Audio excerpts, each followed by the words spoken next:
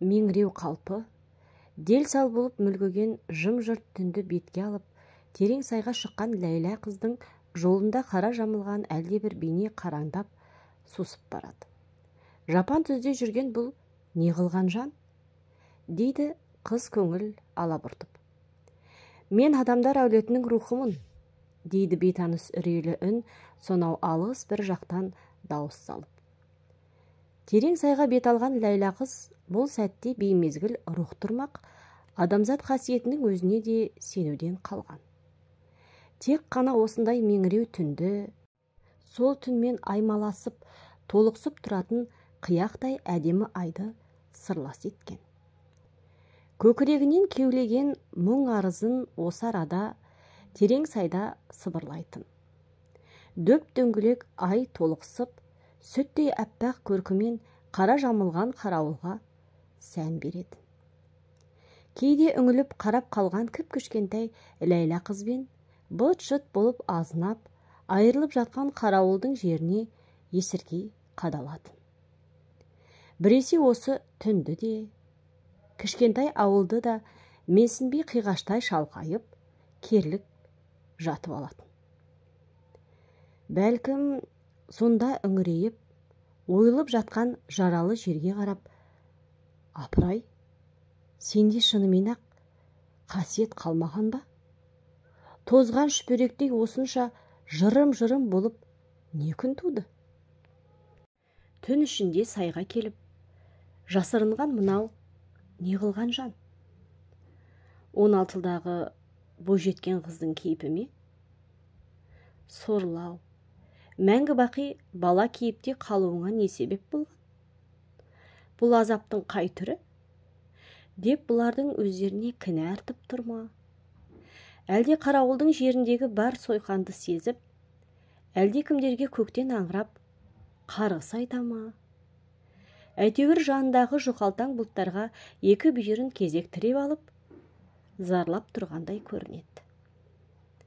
Ләйлә айға қараған қалпы қалғып бара жатыр екен. Селт етіп, көзін қайта ашты. Жанардан үзілген бір тамшы жас дір етіп, иегіне құлады. О, жарығай, мүсіркеме сен мені.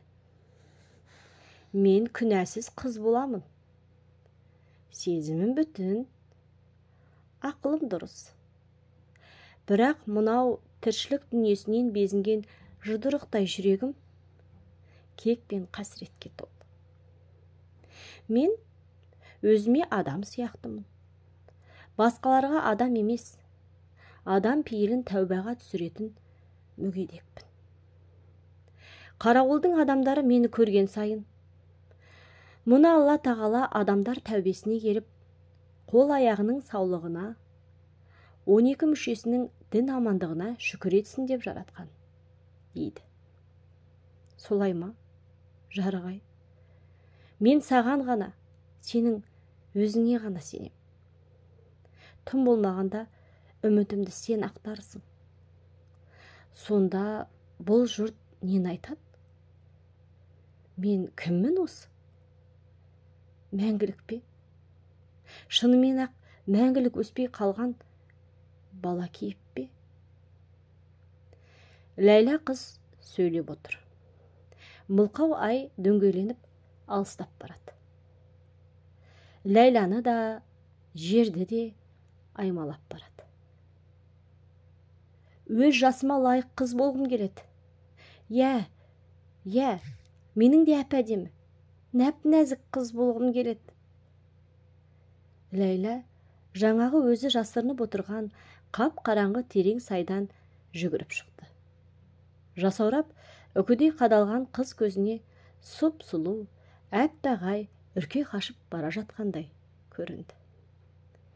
Сол 8 жасар мәңгілік бала бейнеде өспей қатып қалған Ләйлә тамыры адырайған егде қолдарын сермеп көкке көтерді. Ей, қашпа, менен қашпа, бәрібір сені тауып аламын. Жасқандың ба? Сен де менен жиіркенемісің? Сен де менен қорқамысың, жарығай? Ай барған сайын алыстап сырғып барады. Мүгедек қызды да жырым-жырым болып айырылған жер бетінде менсінбей, қап-қараңғы түн серігін қолтықтап, толықсып, кергіп барады, ұзап барады. Ләйлә қыз онан сайын дауыстап, қол бұлғап айқайлап тұр. Ертеңде қайта оралшы. Ертеңде терең сайда кездесейік. Мен сені сонда күтем. Терең сайда күтем, жарығай. Ең соңғы сөздерді айтқанда, иегі кемсеңдеп, жүрегі құрғыр, алай дүлей соғып, езіліп кетті. Бұл жолы қарауылға бет алған Ләйлә қызға Шыңғыс тауының еңселі биік шыңы барған сайын шөгіп бара жатқандай көрінді. Бұл жолы қыз түн қойнындағы ербиіп көрінген тау белестерінен бір түрлі сескеніп, үрейленіп келеді. Әлгі бір адам рухымын дейтін түн иесі ме, қартайған тау етегінен пана іздеп жүрген қаралы киімділер ме, көзі бұлдырап кетті. Өзі тұратын Қатира тәтесінің үйіне жақындай бере, тынысы тарылып, демі қалтырай шықты. Есіктің тұтқасына қолын соза беріп, қайта тартып ала қойды. Үй ішіндегі өзіне тосырая қарайтын, ішіп жеп қадалатын көздерді көргісі келмеді. Жұрт ұйқыға батқанша отыра тұрсам да болар, деп есік алдында кідіріп қалды. Сол сәтте тосын шыққан дауыстан шошып кетті. Қатира екен. Ей, қас қарайса жын қуғандай осы сен қайда кетесің? Не бәлең бар, ә?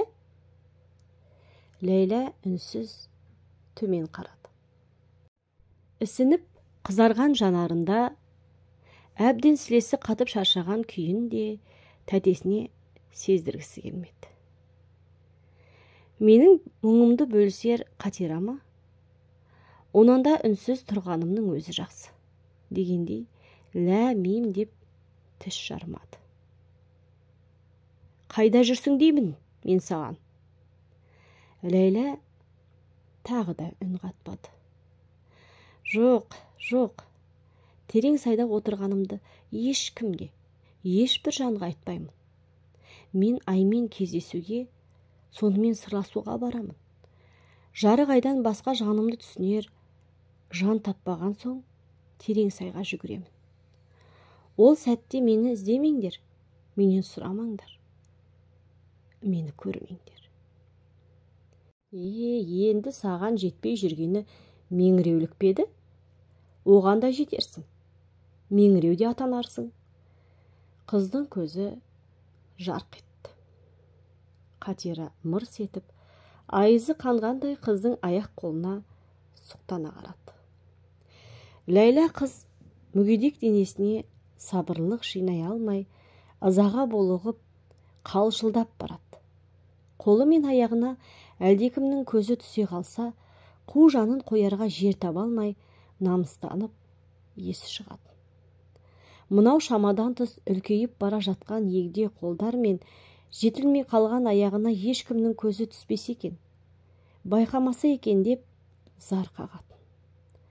Ал Қатира болса, әдейі қақшиып, шошына именіп, мұның жанды жеріне тие түскісі келгендей, сұқтана, жиіркене көз тастады. Осындайда Ләйлә қыздың жаны шырқырап, жасырынар жер таппай аласұрады. Қайда болдың деймін? Мал қораға қайтып, қол жетпей ушу болып жатқанда қайда қашып кетесің? Айт деймін. Ләйлә көзін жерден алмаған қалпы, адам емеспіз бе? деп ақырғын күбір етті. Сол-ақ екен, Қатира ыршып түсіп, сөзді қара, адам емеспіз бе дейді.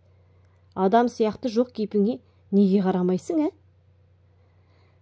Қатираның ащы тілі сумаңдап, Ләйләнің бала жүрегін қып-қызыл қан жоса етіп тілгілеп, пара-парасын шығарып түтіп жатыр. Бұрын осындай жанына тиер сөзді естігенде шыр-пыр болып, зар қағып, жылап еңірейтін қыз бұл жолы бедірейіп қатқан қалпы, өңі қуарып, Қатирадан көзін алмады. Сезімсіз, жүрексіз, қатыгез адамның төрт түлігі қашанда сай болады. Табалайсың ғой, табалай бер, табала. Мен осы қасіретті Құдайдан сұрап алғанмын. Иә, сеніңше сұрап алған тағдырым осы. Отыңмен кіріп, күліңмен шығып жүрмін емес пе? Не жазып едім саған? Жетілмей қалған сәби бетін жалпақ алақанымен басып алып, жүрісінен отыра кетті.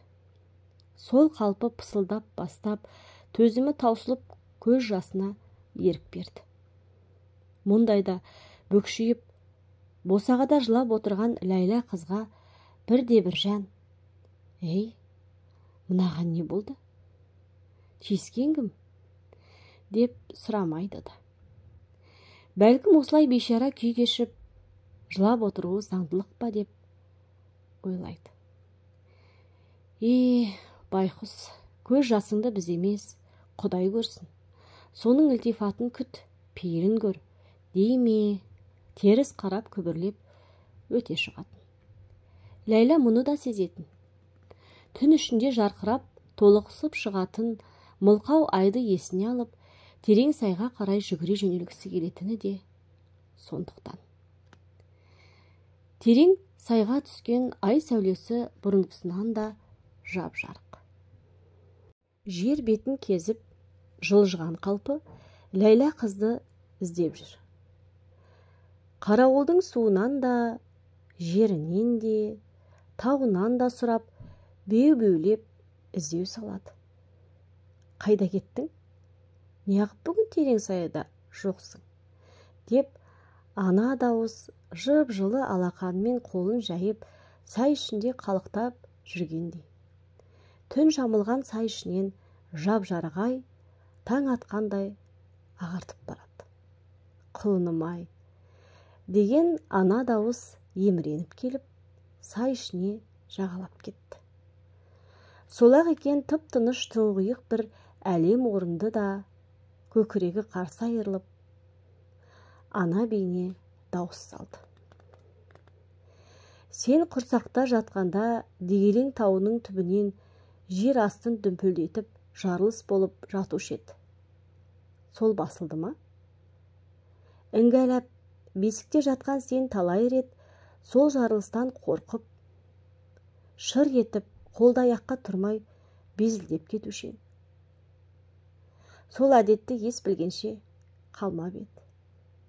Сен шығыс тауының етегінен көтерілген ауадағы қып-қызыл саңырауқұлақ іспетті лаулап тұрған алауға қызығып жүгіре жөнелетін едің. Қазірше? Апа, тау жақтағы әуеде қалықтап тұратын саңырауқұлақ бүгін тағы да түсіме кірді, дейтінен. Сонда әжең жарықтық. Қарғатайым-ау, сен де Құдай жеткісе сол саңырау құлақ сияқты жұрттың көзінің жауын алып лаулап тұратын боласың, деп мейірленіп, маңдайынан сүйушеді. Қазір қайдасың? Қайда кетіп қалғансың? Сай ішіндегі дауыс әлсірей сөніп, ай көтеріліп, биіктеп бара жатқандай болды.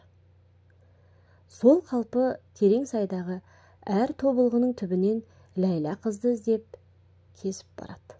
Бірақ бұл жолы ай бетіне еміреніп қарайтын терең сайдағы қыз бейнесі көрінбеді. Адамдар қара құрым болып, көп жиналған жерден бойын аулақ салып, көзге түспеуге тырысып жүруші еді.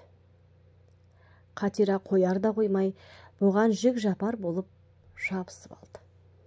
Жүр, қарауылда той бар, сонда барайық. Сен сорлыда бір сейіліп қайт. Ләйлә не айтарын білмей, кезерген жұқалдаң ернін тістелей берген. елдің көзі ақ, жұрттың сөзі. Бұл ойын Қатираға сездіріп, мүсәпір күй танытқысы келмеді. Сылтауратып, шаршап отырмын деген. Қой, жүр енді, жүр, деп әйел қызды жұлмалай берді де, көнбейтін болғасын қолын әр жерден бір сумаңдатып қытықтай бастады. Қыз қарқылдап кеп, қыстығып күле орнынан көтерілді де, үп-үлкен алақанымен әйелді кеудесінен итеріп қалды. Сол сәт Қатираның өңі құп-қу болып, бармасаң қой әрі. Барамын. Кенет Ләйлә әлде кімге ерегіскендей, барамын деді. Шіркін-ай десейші, менен басқаның бәрі де бақытты, бәрі де көңілді. Бұл дүниенің бар бақыты 12 мүшеңнің сау болғанында екен ғой. Көпке қиған бақыттың өзіне зар болған қандай сор маңдай едім. Ләйлә той өтіп жатқан үйдің көңілді адамдарына қызыға қарады. Бұршақ-бұршақ болып төгілген көз жасын әлсін-әлсін ел көзінен жасырып сүрте берді. Білемін, мен бәрін де білемін, деп өксіп тұрып. Қатира тәтем айтқан, сен өспейсің, мынау аяқ қолыңда өспеуі керек еді, бірақ мұнысы нес, деп. Мен өспеймін. Құдірет-ау, басқа мазағың жетпегендей әлі көрсетер қасіретін көп пе? Онан да бір жола жоқ етіп неге жібермейсің? Неге? Саған да керегім жоқ па? Менің қасиетсіз бейнеме жалаңдап кіргің келе ме? Көңіліңе басқа ермек таппай, мәңгі өспейтін қыз тағдырын қызықтайын дедің бе? Ләйле, ақ ләйлек. Қыз жып-жылы жігіт дауысына елең етті. Қаптаған жұрттың арасынан әлдекім жырылып, қолын созып, бұған қарай жақындай түсті. Ой, деп таңданды қыз. Құмарды қара, құмар, қандай әдемі болып өсіп кеткенсің? Ғажап, өзіңмен бір партада отырған құмарым ғой, көршім ғой. Құмар, я, сен мені үнемі ләйлек, ақ ләйлек дейтінсің. Ләйлек деген құстың аты. Ол сондай нәзік, сүйкімді құс дейтінсің. Қыз бір түрлі есінен адасқандай есеңгіреп тұрып қалды. Таныдың ба? Деді жігіт ақырын жымиып. Таныдым. Неге танымауым керек? Сен сондай өзгеріпсің, әп-әдемі болып кетіпсің. Бақыттысың ғой. Кешір мені, ренжіме. Сен де бақыттысың, Ләйлек. Құмар қыздың мәңгілік құрысып қатып қалған бала бейнесіне мән бермеді. Көрмегенсіді, білмегенсіді. Қыздың онсы да өзіне қадалған мұңлы жанарына жара салғысы келмеді. Оның ішкі дүниесінің ойсырап тұрғанын да сезбегендей, қыздың кіп-кішкентай иығына қолын салып, Ләйлек, жүр билейік, мен сені биге шақыруға келдім. Сол сәт жәудіреп қараған Ләйлә қызды жерден көтеріп алып, маңдайынан сүйді. Қыз жүрегі езіліп кетті. Жігіт қызды көтерген қалпы қаптаған көпшіліктің дәл ортасына еніп барады. Екеуі де бүкіл дүниені бір сәт ұмытып кеткендей айналып билеп жүр. Ләйлә қыз көзін жұмды. Басы айналып кетті ме, әлде ұмыт болған қыз сезім селт етіп, мұның әлсіз денесінің тынышын алды ма, көзін аша алмады. Сол қалпы Құмардың мойнынан қапсыра құшақтап қатып қалыпты. Жігіт сыбыр етіп: «Ләйлек, ақ Ләйла», деді. Қыз есеңгіреп барып көзін ашты. «Тойға келіп едік. Ауылда ешкімде қалмауға айналған ба, қалай?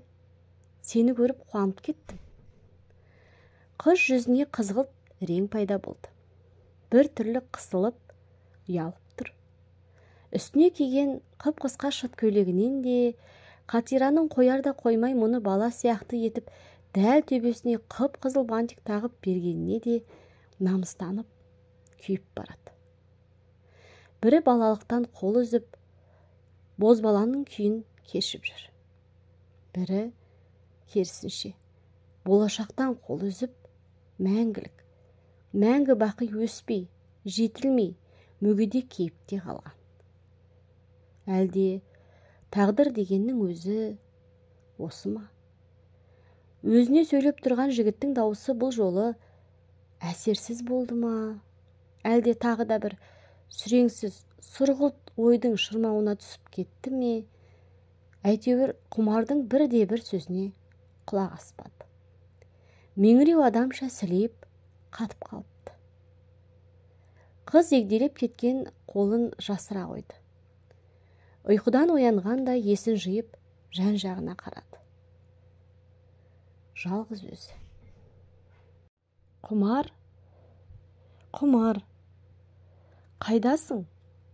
Қыз жан-жағына жалтақтай қарады. Ығы-жығы халықтың арасынан жігітті іздеген қыз аласұрып адамдарға тіксіне қарап: «Құмар қайда? Қайда жібердіңдер? Қайда кетті? Қайда?» деп сұрастыра берген. Өмірінде алғаш рет адамдармен қатарласып, арман дүниесінің жалынан мықтап бір ұстағандай еді. Ол да сусып қолынан шығып кетті. Жаңа ғана бар қасірет атаулыдан бір жола арылып, әуеде қалықтап жүреді. Топ етіп, қара жерге қайта түсті. Қыз тағы да жан ұшыра «Құмар» деп дауыстап қалып еді, әлде кімдердің мырс-мырс етіп күлгенін, пыш-пыш етіп сөйлегенін сезді. Азаптан құтқарыңдаршы мені, деп қыз шыңғырып жібергісі келді. Сонда ғана әлгі бір мейірімі мол, жап-жарық айды іздеген. Соған қарай ентелеп ұшып, тобылғысы сірескен терең сайға беттеген. Ләйла қыз көкке қадалып, жас іркілген жанарымен жалаңаш айды аймалай иегін көтеріп, ғарыштағы жарық айға бетін тосты. Бұл кезде қарауыл қаралы күйде еді. Қарттар жағы күңіреніп, таяғына сүйеніп, күрсініп тұрған. Қара жамылған әйелдер бір-бірімен дауыс салып көрісіп, сай сүйегіңді сырқыратып, зарлап жүрген. Бастарын әрең көтеріп, «Айырылдық қой», дейді. «Болашақтан үміт жоқ, бейбақ болдық қой. Ұрпақсыз тұл қалдық қой. Ата-баба жер еді, күлін көкке ұшырды ғой». Әлсіреген әйелдер бірінің иығына бірі басын сүйеп, еңіреп жылаулы. Есі шыққан Ләйла Қатираны іздеп таба алмады. Қарауылға не болғанын, неге осынша аңырап, зарлап жатқанын ұқпады. Көзі атыздай болып, шарасынан шығып кете жаздап тұр. Ойпырмай, не күн туған, не болған адамдарға? Қыздың қол аяғы қалш-қалш етіп, көзі жұмылып бара жатты. Қарауылдың тұрғындары сол күні қақ айырылып, үңірейіп жатқан жерді көрді. Тартылған су мен тұтылған айды көрді. Сол күнгі еңіреген қалың жұрттың дауысы әлдекімдердің құлағына жеткен бе? Ақ киім киген бейтаныс жандар түн ішінде келіп жетілмей қалған мәңгілік бала бейне әулетінің бәрін жинап, бітеу қара машинаға топырлатып тиеп жатты. Ішінен шыққан баласы емес пе? Қимастықпен боздаған атана зарлап қала берді. Бұл сәтте Ләйлә терең сайда еді. Оны іздегендер де, іздескендер де таба алмады. Әдеттегідей ел көзінен жасырынып келген Ләйлә қыз терең сайға жетіп, жарық аймен кездескен. Ұзақ үнсіздіктен кейін балалық бар арманын тілеген.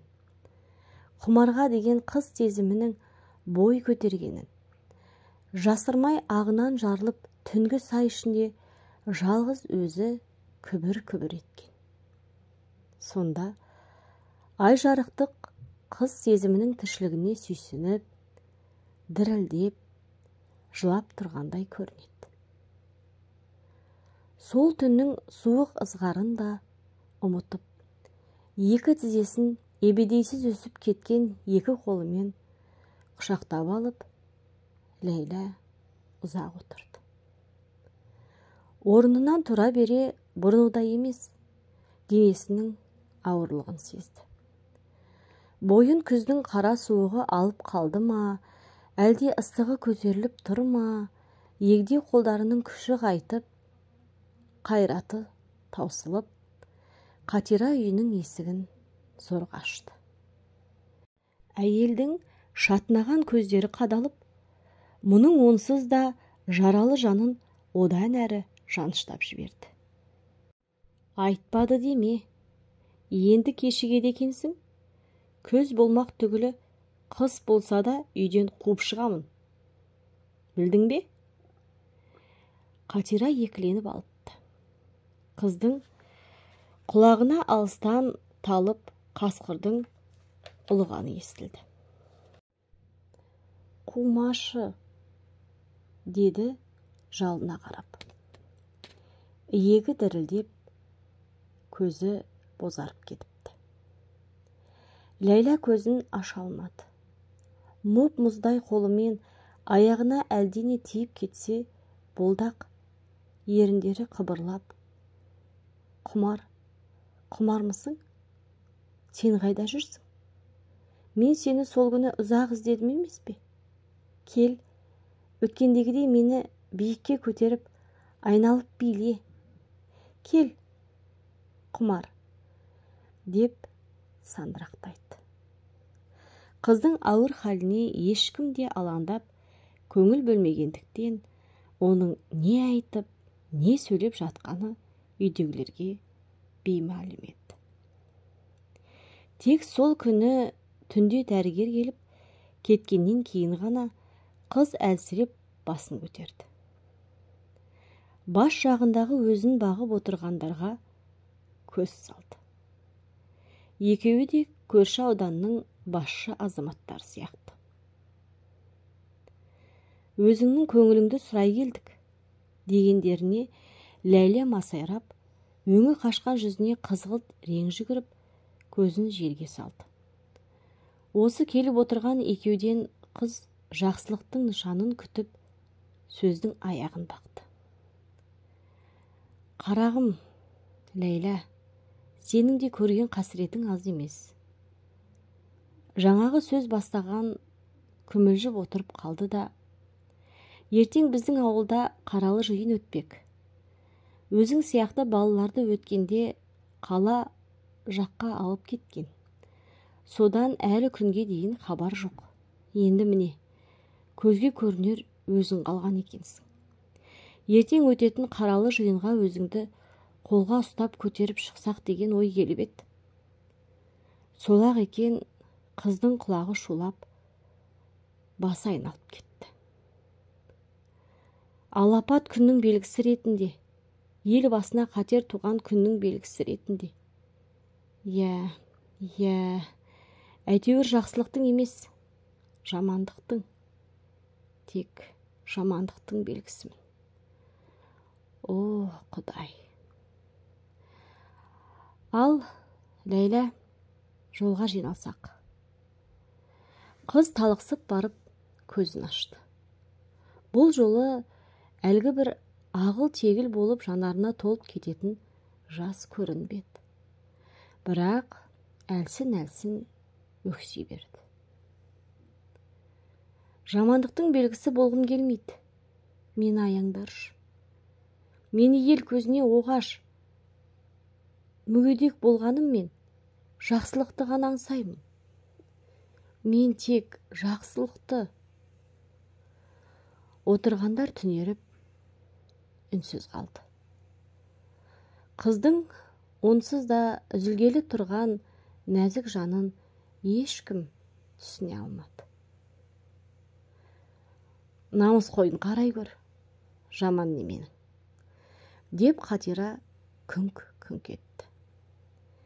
Ләйлә көзін қайта ашып, отырған адамдарға ұзақ телміріп жатты. Сосын оларға сыбырлап, құмарда бола ма? Ол да сол қаралы жиынға қатыса ма? Деді. Әрең жұтынып. Отырғандар еш нәрсе түсінбеді. Ләйлә көзін қайта жұмып, ұзақ жатты да, бір уақытта ап-анық: бармаймын, бара алмаймын, кідірмей жүре беріңіздер, деді. Тұңғышымның да қызығын көруге жеткізді. Осыған да тәуба, осы да жетеді, деп салпылдаған Қатираның дауысы төсек тартып жатқан Ләйләға ап-анық естілді. Өмір қандай арзан. Бір ғана ыстығы басылмаған қуаныш үстінде жаныңды қия салу қиянат емес пе? Байқұс, тоқтатсайшы, тоқтат, деп Ләйләнің дауыстағысы келген. Бірақ үн шықпады. Қатира үйіне келген біреуге даурығып сөйлеп жатса керек. Той өткеннен кейін-ақ қарауылдан кетемін. Қасиетті жер еді. Қадірден әбден жұрдай болды. Жақсының арты жын деуші еді. Шынымен-ақ адам естіп көз көрмеген қасіреттің бәрі Абай ата басқан топырақтан шығып жатқан жоқ па? Алланың әмірі деген осы да, деп ойлады Ләйлә қыз. Төсек тартып жатқан қыз бетіне ай сәулесі түсті. Қарауылдың барлық терезесінен сығалап, іздеп, тінтіп жүріп, Ләйлә қызды әрең тауып алған сияқты. Әппақ болып дөңгеленіп, ерекше бір нұрмен қыз бетіне төніп тұр. Науқас қыз айға қарап алғаш рет жымиған. Көптен күткен жан ашырын, сырласын терезе сыртынан байқап қалып, қыз жүрек елжіреп сала берген. Өз тағдырына, адамдарға деген өкпесі сол күнгі ағыл-тегіл көз жасына айналды. Сол сәт жап-жарық айдан мәңгілік адасып қалатындай, тағатсыздана, сүйсініп, тағы да қарады. Қасірет шеккен жан иесінің жалғыз ғана сырласы өзің екеніңді ұмытпа, деді. Ай да, қыз да бір-бірімен ажыраса алмай, бірін-бірі қимай ұзақ аймаласты. Жарығай Ләйлә қызды қара жерге қимады. Ләйлә да алғаш рет айды түн қойнына қимаған. Ұзақ кідірістен кейін екеуінің бір-біріне деген тартылыс сезімі әлсірей берді. Екеуі екі тіршіліктің елшісіндей елеңдеп, алшақтап қашып бара жатты. Жап-жарық ай қыз бен жерді айналып алыстап барады.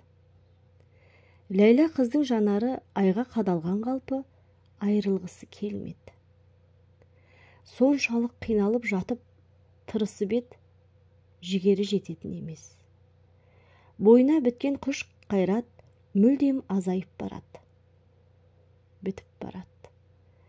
Қыз бетіне түскен ай сәулесінен самайына қарай құлап, жол салып, дөңгелеп жатқан көз жасы анық көрінеді. Жанарындағы көлкіл деген жастың әсері ме, қыз көзінің сәулесі азайып кеткендей болды. Жан таласып, егде қолдарымен көз жасын сүртіп тастауға тырысып еді, қозғалтпады. Ләйлә қыз мұңайған жанарын бір жұмып, дем алып, тағы ашамын деген. Бірақ жан тапсырған төсектегі қыз суретін ұзақ аймалаған ай биіктеп жылжып кетті. Мәңгілік қоштасып кетті. Екі тіршілік.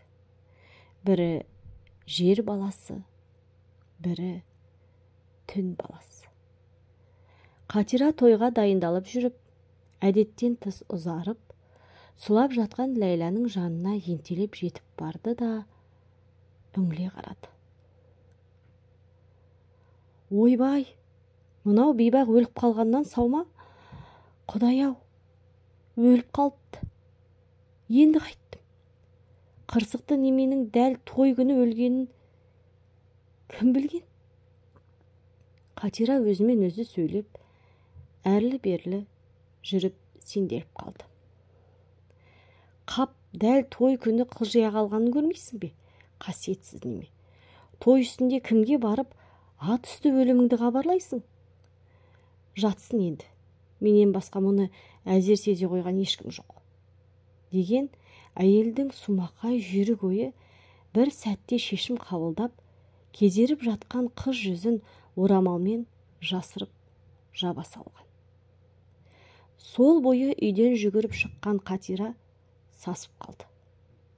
Алыстан өзіне таныс зарлы әуен талып естілді. Қара жамылған қарауылдың топ-топ адамдары аңырап, тағы да көрісіп жүр.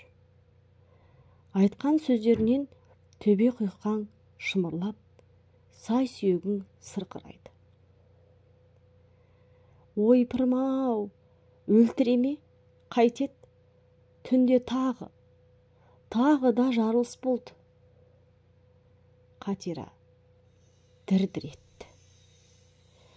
Әлгінің өліміне сол жарылыстың әсері болмасын, деді іштей сыбырлап. Еңіреп жылжып келсе, жатқан анау қаралы топты той болатын үйіне жақындатқысы келмеді. Аулақ, аулақ, тұңғышымның қызығын тойлатуға да мұрша бермедіңдер ме? Өлгенде бір көрген қызығымды қисаңдаршы, тым болмағанда. Сосын әлі үйінен шықпаған Ләйләнің сүйегі есіне түскенде әлсіреп, өңі қуарып, бүк түсіп отыра кетті. Қарауылдың қаралы тобыры осылай қарай бет алып, шулап келеді. Қатираның дыбысы шықпады. Біресе алақанын жайып көптен жәрдем сұрайды, біресе екі қолын төбесіне қойып, аңырап, босағасына қарай теңселіп құлай берді. Қалықтап жылжыған ай сәулесі қараңғыда қалып бара жатқан Қатираның жүзіне сонау алыстағы қалпы жіп-жіңішке болып түсті. Өзі шалқайып жатыр. Қатираның көзіне ай жарылып екіге бөлінгендей көрінді. Ойпырмай, деді ол сыбыр-сыбыр етіп. Ендігі жерде қарауылдың айы бұрынғыдай толықсып, сән бермейді десеңші. Сүттей әппақ болып, қап-қараңғы түннің көзін ашпайды десеңші. Саусақтары дір-дір етіп, кеудесін қысып бара жатқан бешпетінің түймелерін ағыта берді.